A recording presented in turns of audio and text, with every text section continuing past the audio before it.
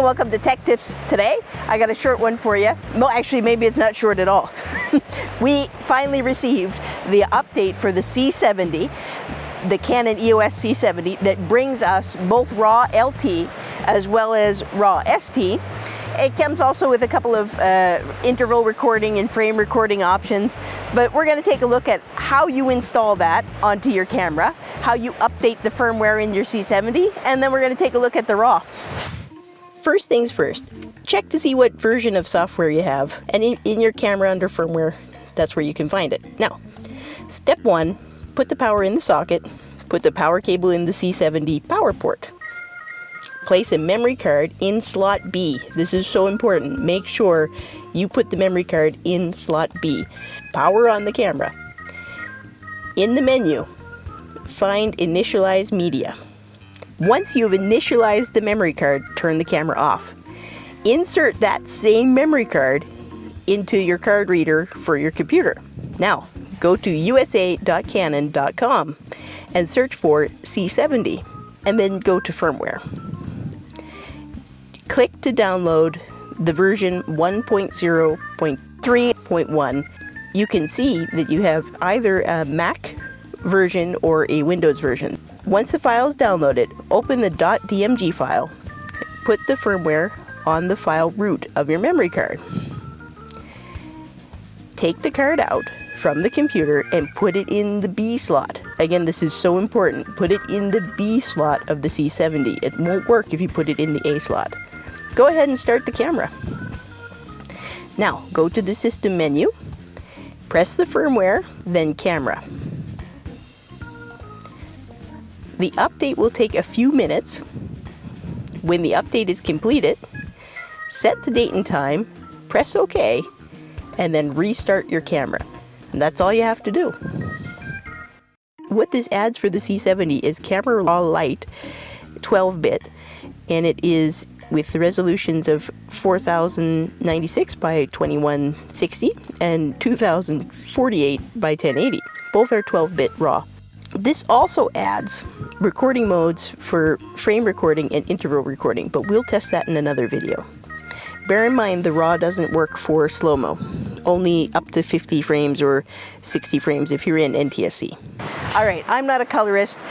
I can do broadcasts kind of color grading from a live standpoint, like with remotes, CCUs, vector scopes, waveforms, and everything right in front of me. I can play with a lot of the softwares, and I do know the basics a little bit, so don't judge me. I took the media, we did 5 tests. I took some of it into DaVinci to see what I could get out of it, but then later I gave it over to someone who actually knows what they're doing, so you can see better results. But I just wanted to show what you can actually do with the RAW. I mean, okay, in this first test here, I overexposed everything. Well, all 3 shots with the same settings.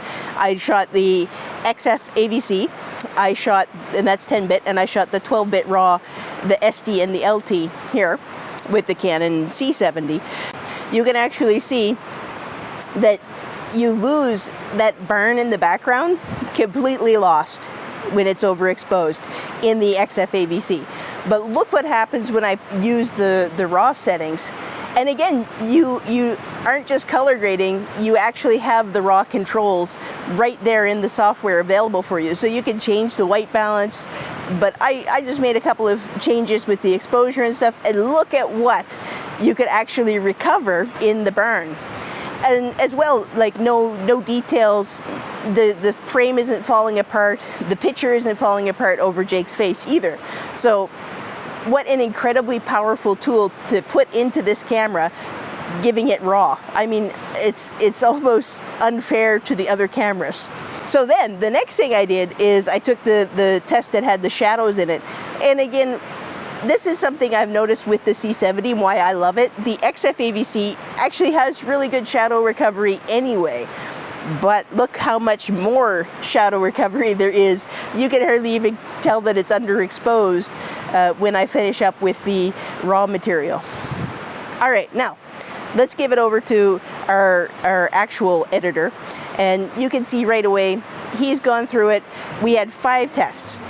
The first test, I did kind of a middle ground exposure so that Jake was as exposed as he could be, and the burn in the background was still without losing all of its detail.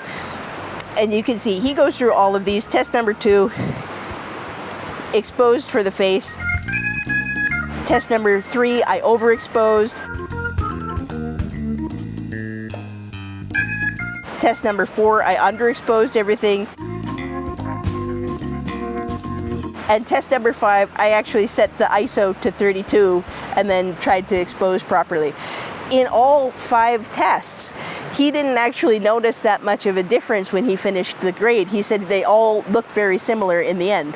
Now, personally, I would have liked to have a little bit more color saturation back into the burn in the background, but he only had it for like 5 minutes and spat it out back to me. And again, you can see they look great. They look usable.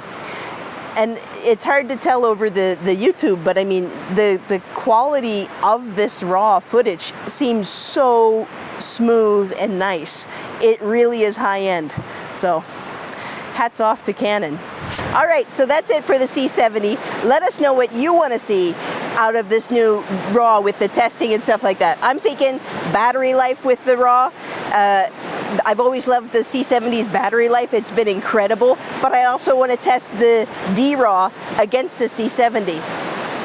One thing I gotta say, the C70 has been my favorite purchase in the last 2 years. It's a workhorse. I've used it on all the projects. The thing never fails me, and the battery, again, lasts forever. Now to be able to put RAW into this machine, it just makes it incredible. It's almost unfair to the other cameras. I can't believe that you can buy this under $7,000. Guys, if you're looking for something to carry around to get you started with cinema, this thing's incredible and so versatile. So again, let us know in the comments what you want to see, and like and subscribe. We'll see you in the next one.